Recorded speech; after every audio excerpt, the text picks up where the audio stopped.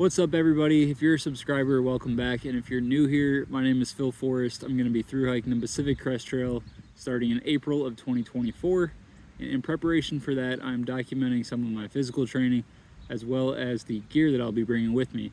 Today's video is going to be a complete breakdown of all the electronics that I plan to take with me, as well as the recharging system that I'll use to have a safe trip and avoid spending excess time in towns waiting for things to power up before moving on. The first item on the list is going to be the most common and most obvious, and that of course would be my cell phone. I have a Google Pixel 7 Pro, and besides texting, calling, and surfing the internet when I'm in towns, I'll also be using it to fill a few other key roles, to include being my primary camera. All of the videos that I've shot on this channel so far have been shot on my phone, and honestly the quality for me is really good. I'm no photographer, I'm no videographer, so having a standalone camera didn't make sense to me because the quality of the camera itself on my phone will be more than enough, more than I can utilize properly, and therefore I'm just going to use that. The second thing that I'll be using my cell phone for is as my primary means of navigation. Now the way that I'll be using that is through the app Far Out. The Far Out app, or previously it was Guthook, is probably the most popular way of navigating that I've seen anyways on long distance hikes. It's really good for route planning, looking at elevation profiles, seeing features along the route like campsites, water points, stores, lodging, trail closures, whatever.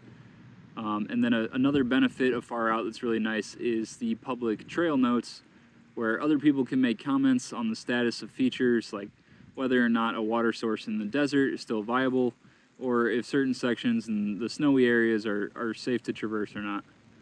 Although these are nice, I wouldn't always rely on these comments, especially if it's a safety concern like water or closures from fire or something like that, and I would only really reference them as additional information to consider. And then the other app that I'll be using as an alternate is the Gaia GPS app, which has the entirety of the PCT marked out, and just for me it gives a little bit better visualization of the terrain features and tracks my location just a little bit more accurately in my experience anyways. So those are the two primary apps that I'll be using for my navigation. If you guys want to see a more in-depth look at some of the features in the Far Out app, leave a comment down below. It's something I considered going over in this video, but I don't want to go too long. And then the third thing that I'll be using my cell phone for is as an MP3 player / audiobook player. I'll be downloading playlists from Spotify and downloading audiobooks from Audible, and then I'll be able to listen to them when I'm hiking either by myself or when I'm in my tent at the end of the day, just trying to wind down and relax quietly. And that brings me to the next electronic that I'll be bringing, which is my wireless earbuds. The general consensus is that it is courteous not to play music or anything out loud when you're with a group of people, or that should be the consensus anyways, especially when you're out in nature. You know, people are out there for different things. I've always found it incredibly annoying when people have, big speakers on their backpacks when they come walking by. So anyways, I'll be carrying earbuds as to not do that, and it's a good way to separate yourself socially and tell everyone that you don't want to talk. Anyways, these are just $25 earbuds that I got on Amazon. I'll leave the link for these below. These are the PowerCore A20i, and these are by Anker, the same Anker that makes the battery banks. Haven't had any problems. The playtime that they have on there is 9 hours or 28 hours with the case recharging the earbuds. So pretty good runtime. I've actually never used them until they died, and I used them pretty much all day. So I'll take their word on that. Either way, it won't be an issue for me. I'll be not using them for 9 hours at a time anyways. But they come with a nice case, supposedly waterproof. I'm not going to test that. And these are USB-C rechargeable. Also comes with a USB-C cable. Okay, the next item on the list is going to be my watch, and that is the Garmin Instinct. This is the original Instinct. They have since come out with a second one. They also have solar versions, tactical versions, surf versions, whatever, a whole bunch of variants, but this is just the original Garmin Instinct, the OG. And I've had this watch, I bought it in 2019, in January of 2019, so I've been wearing it every single day for over 5 years, and I've had zero issues with it. I wear it literally every single day. It has no scratches, no dents. All the buttons work the same as they did the day I got it. And really, I can't complain about this watch at all. The other thing I really like about this watch is because it has the monochrome display, it's not an OLED display, the battery life is great. So depending on how much activity tracking I'm doing, the battery can last up to 3 weeks, 3.5 weeks if I'm not doing a lot. And if I'm, going on runs a lot or tracking other activities, I can usually get at least about 2 weeks out of the battery. When it comes to the activity tracking, a really nice feature from Garmin is the Ultra Track mode. This basically pulls the GPS coordinates of your activity once per minute instead of once every couple seconds. And as you can imagine, that extends the battery life while you're tracking activities quite a bit. So Garmin says that using Ultra Track mode on a full battery, you can expect about 40 hours of activity tracking when you're in Ultra Track, and when you're not in Ultra Track, it's only going to be a few hours. The final electronic on this list is going to be my Garmin inReach Mini 2. This is a satellite communication device. The primary thing I'll be using it for is to send the occasional text message to my family when I'm in an area that doesn't have cell service. The way this works, it uses the satellite network through a subscription that you buy from Garmin to communicate with satellites in space and not rely on cell phone towers on the ground. And you can then text and call people through your cell phone through an app that Garmin makes.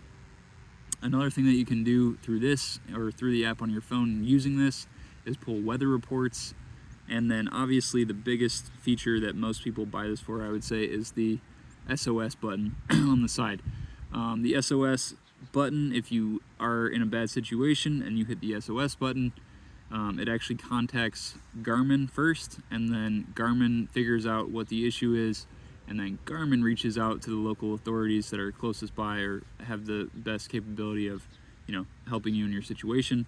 However, I have seen videos and I've heard stories of people that have had to use the SOS button, and unfortunately it sometimes can still take over 3 hours for rescue teams to get there. So depending on the situation, it's not a guarantee that people will get there in a timely manner.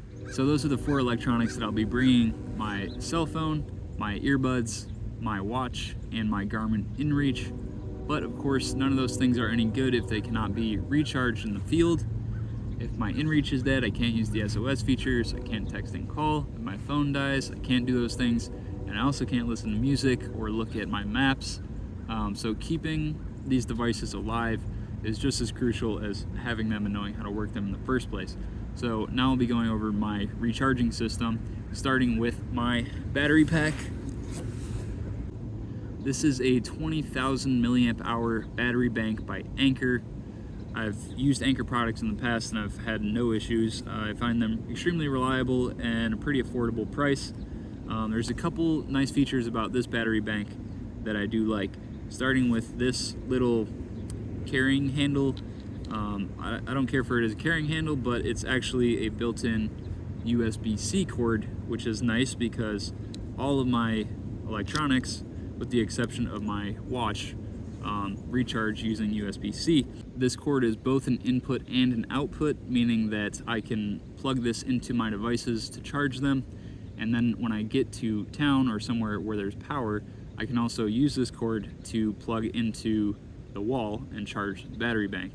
So a built-in USB-C is one nice feature of this battery bank for me specifically, because all of my electronics use USB-C to charge. Another feature that I appreciate on this battery bank is the digital display. So as you can see, this battery pack is 100% charged. There's a button on the side that shows you that, and I really prefer that over the more common light method. Most battery banks have 4 lights. Each light more or less represents 25% of the battery's capacity. I just prefer to see a percentage and know exactly where I'm at, how much power I have left. Another feature on this battery bank that I honestly thought was a little bit gimmicky at first, but have since come to enjoy, is this little plastic piece right here that slides out. This can be used as kind of like a kickstand for your cell phone. So you set this down on the table, and then you can set your cell phone in here. And I'm not a great table, but you get the point. It keeps your phone propped up. You don't have to worry about your phone sliding around. And then it's also nice because, like I said, my phone is USB-C, so while I'm watching something, I can also plug the built-in USB-C cord into my phone and have it propped up charging. It also has one USB-C port and one USB-A port, so it gives you a total of 3 outputs.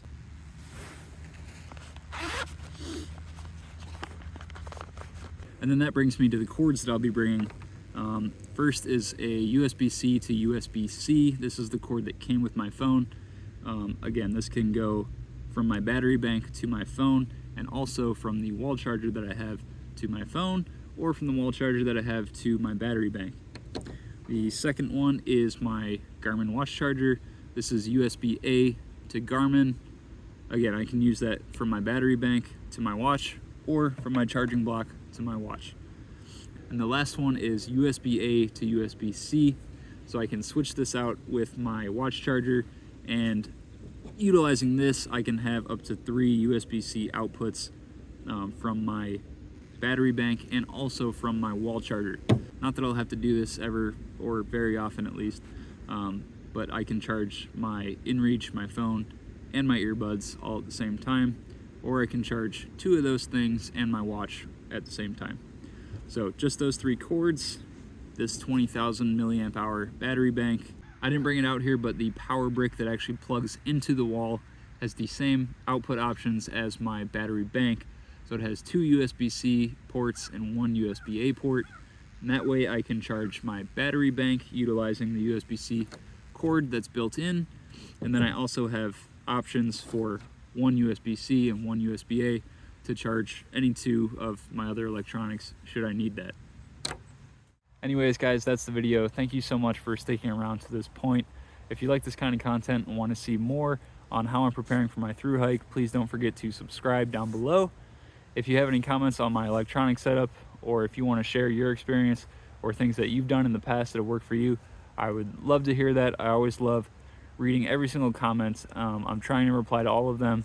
You guys have been great at sharing feedback and your stories, and I love to read. I love getting that notification that anyone commented on my video. So please keep that up. I really appreciate it. And until next time, thanks.